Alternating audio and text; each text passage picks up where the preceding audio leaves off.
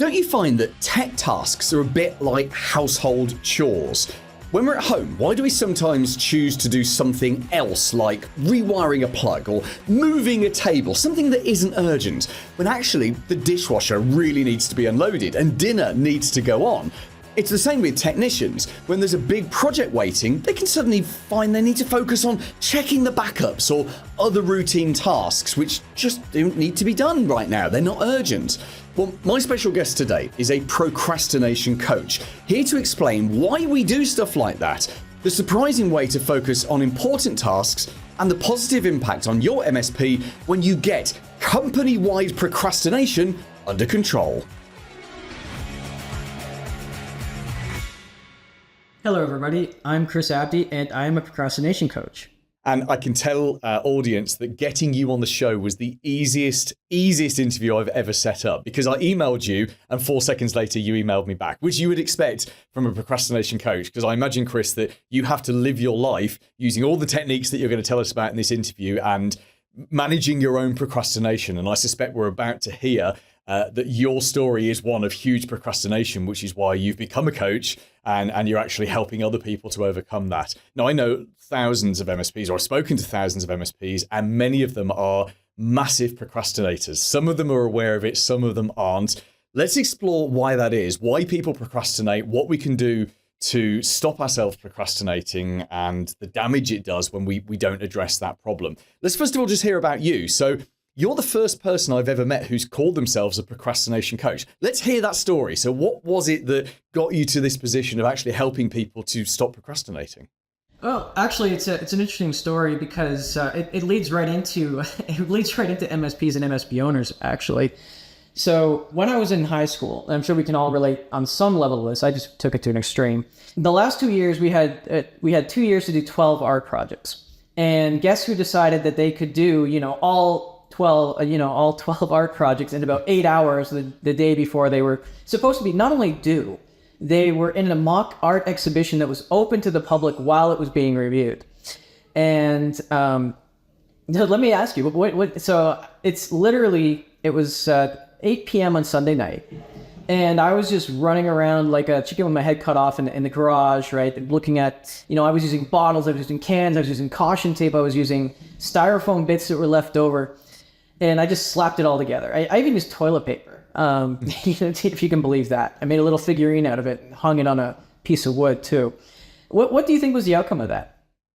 Well, either you got a really good mark and that encouraged you to be a procrastinator throughout the rest of your adult life, or you completely failed and that's what set you down this course. So go on, which was it? No, you're absolutely right on the first account. My saving grace was the proctor for the mock art exhibition came from a different school, and what happened was he came in and he said, "Oh wow, I love how you used all these. I love how you didn't go over the top with your materials, but you used stuff that was untraditional." And he started explaining what it was, what he thought it was. I'm like, "You're absolutely right." And then he said, "It's very reminiscent of pathetic art." And I said, "Pathetic art? I'd never heard of it." It's like, okay, quick, let's Google it, back in, 2004, trying on those flip phones where you had to do. And anyway, I said, you know what? You're absolutely right. It is exactly that, pathetic art, because it is a commentary on how our society, how everybody's looking for, perfection. So doesn't perfection therefore become the new mediocrity? And boom, A+.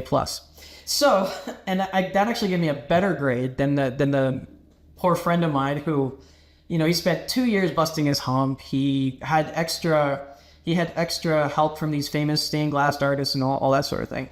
So fast forward a bit, that did give me a little bit of a God complex. Like, I can just leave everything to the last minute and I'll just pull a rabbit out of my hat at the end. And so what happened is it only works as long as it works. So I know that my abilities are good, and here's a specific example with an MSP, right? I was working with one provider, and we had a bunch of projects that were due, right? And we had a bottleneck. I had only allowed for 2 weeks, right? So we hit the bottleneck. So now the first project is 2 weeks late. The second project is a week late. The third project is 5 days late, and it just sort of cascaded from there. So that's really why I got into being a procrastination coach. Yeah, this is an interview I'm never going to be able to show to my 14-year-old daughter, who is at the start of her 2-year art, what we call GCSE in the UK. It's a similar thing. And if she thinks she can leave her 10 art projects until the night before and get an A, then I'm doomed. And in fact, that's setting her up for not such a great life. So what was the point in your adult life, Chris, where you realized that procrastination was actually more damaging and that you needed to address it? And how did you address it? So the point I really realized where it was most damaging was when I was actually at a high point in my career. My procrastination actually led to functioning alcoholism, so high functioning alcoholism, because I would put things off, and I'd get bored. I didn't think they were important, and therefore, to fill the time, I would sometimes drink at work. Right? Not a good combination, and it really hit home when I almost had an accident with my daughter. Because I used to work from home a lot too. And at that point, that's when I said, okay, you know what? I'm going to stop this. I'm going to start doing my projects on time. And, when I actually started doing the projects the way they were supposed to be being done, I didn't have the time to be bored. So that's really how I dealt with it, which is not how a lot of people deal with it, but that's how it is. Yeah, and we all procrastinate in many different ways. And obviously that's a fairly extreme form of procrastination there, where you're using alcohol or I have people I know who use TV as in a similar way, that they'll I've got that important project, but I'm just going to catch up daytime. I'm just going to catch up on the latest episode of Superman or whatever.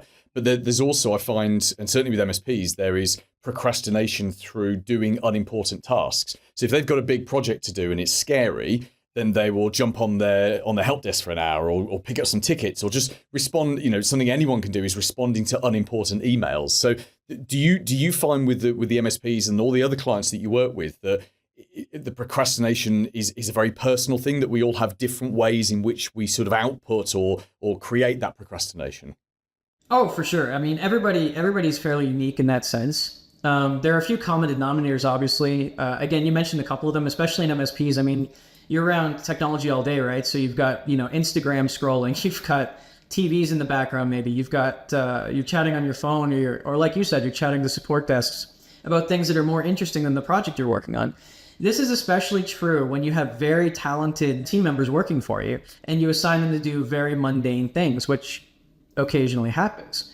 So one of the ways around that is to, one, don't assign them work that is, beneath their level of interest. But the other way is to really stay on track, is to get them to incorporate their ideas, ask for their feedback. Even if they don't have any, just by the simple act of you asking for their feedback, it all of a sudden becomes a little bit more important to them. So let's say you have to put out an application, and this developer is only doing the wireframes, but he's way above that. And so you say, okay, from a user experience, and you've already done all this research, you've already done everything, but you're throwing them a bone, right? You're saying, oh, how would you do this? And then by them giving the feedback, it's not necessarily you're going to implement it, but you're now giving them sort of, so to speak, skin in the game. And what's the consequence of giving them that skin in the game? So when you give them that skin in the game, you automatically raise that importance level. Because a lot of procrastination, especially in MSPs, can definitely come at the junior level, mid to junior level, and sometimes the senior level too, because what happens is they sometimes know a better way of doing it than maybe what production has said they should do. And so they think it's juvenile, or they think that it's not a good way to do it. So, or they don't see the importance in doing it that way, which can lead to a lot of procrastination. I mean, you were just mentioning that they might jump off into support tickets for an hour. It's because they can see more importance in those support tickets than they can in the task that you assign them.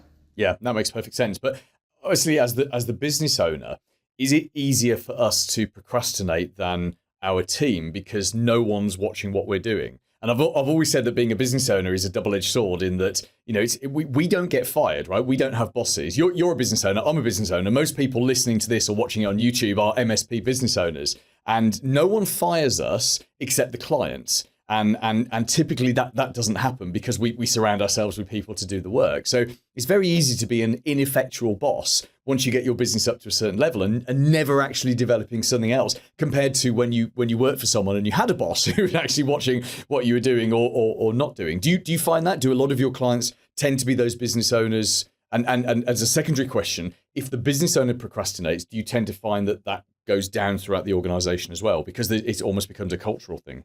Oh, for sure, definitely. Let me break that down into a couple of parts. So, in terms of business owners procrastinating, especially MSPs, it can be fairly easy as well to get lost in some of the more technical aspects, right? So, we talk about overwhelm as a big source of procrastination, which is essentially either I like to call it not my circus, not my monkey, because they tend to try and take on way too much that isn't even in their wheelhouse. And then there's the knowledge aspect. So they've not only taken on all these things, but maybe they don't necessarily know how to do these things. And so that causes them to procrastinate, and they don't want to look bad, right? I mean, I've been in this position. I didn't know something and I was telling my team to do it. I said, oh, I'll just do it. and then, and then it's like, oh, well, I don't know how to do that. And then I'll just sit there, and rather than admit that, I'll just sit there and say, yes, I will do that tomorrow. You'll have that report and that you'll have those KPIs and those TLSTs and those PIPs tomorrow, Yeah, just using gobbledygook as a form of procrastination. Okay, accepting then that many of us, not everyone, but many of us have that problem. I certainly have a procrastination problem, and I've dealt with it over the years by setting myself deadlines, using public accountability. So things like telling my team, I will get this done by Friday. And once that's out your mouth, you're very committed to doing it. My favorite technique is to go on a train journey. So I live about 45 minutes from London, and I have many times got on a train to go to London knowing I've got 45 minutes to get that job done.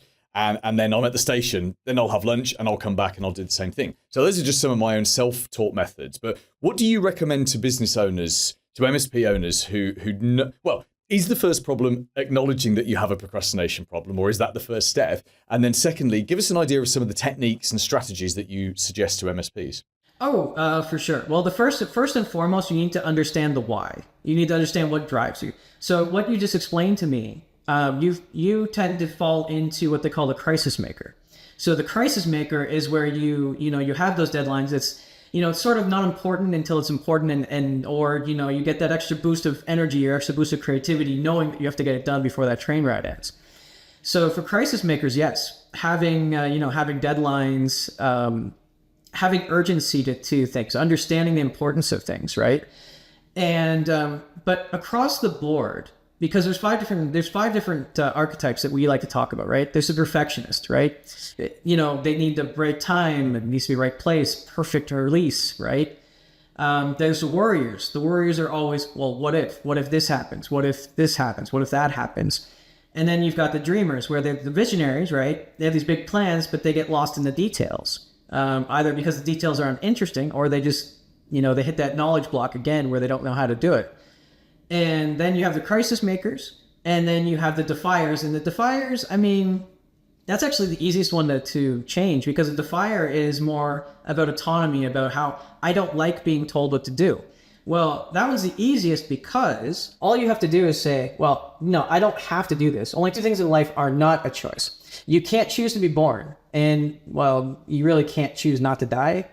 But everything else in the middle is a choice, right? We just have to live with those consequences. And when you say, instead of saying, I have to do this, I'm choosing to do this because, I'm choosing to do this report because I need it for my taxes, or I need it to do this. I need it for my bottom line. And then that gives it importance, and you're taking your power back to actually get things done. Yeah, so just in case my daughter is watching this or listening to this, there is one third choice which you don't have, which is doing your art projects. I just want to throw that one in there, Chris. Just out of interest, and before we wrap this up, of those 5 archetypes you've got, you said that the easiest of to work with are the defiers. Which are the hardest to work with? Definitely the hardest would be a combination between the warriors and the dreamers, because the dreamers have the compounded effect of worrying. Like they get lost in the details, because every step along the way, they worry about, what's going to be the outcome of that step. Yeah, that makes perfect sense. So Chris, for those people who are listening to this or watching this and they're nodding their head and thinking, yes, that's me, you've got me in one of those 5 archetypes there, and they're ready to do something about it, tell us what you do to help MSPs and what's the best way to get in touch with you. Well, what I do to help MSPs is I will actually sit down with you, and we'll take a top level down look, not only at what's going on with you, but also what's going on in your organization, because I do also have quite a strong background in business development, project management, PMP, And what it comes down to is either people or processes, or a combination of both. So what we do is we analyze, well, is it people? So is it on the personal level, either with yourself or with your team, or is it in a process level, either with yourself or with your team? And then from there, we sit down and we kind of we work together. The easiest way to get in touch with me is on LinkedIn. I am the only Chris Abdey on LinkedIn. So that's the easiest way to get in touch with me. Or you can go to if you're not quite sure, you can go to my website, www.procrastinationstation.ca. And there's actually a tiny quiz at the top. It's only 8 questions. Takes you 5 minutes to do. And it'll tell you which of those 5 types you might fall into. Paul Green's MSP Marketing Edge.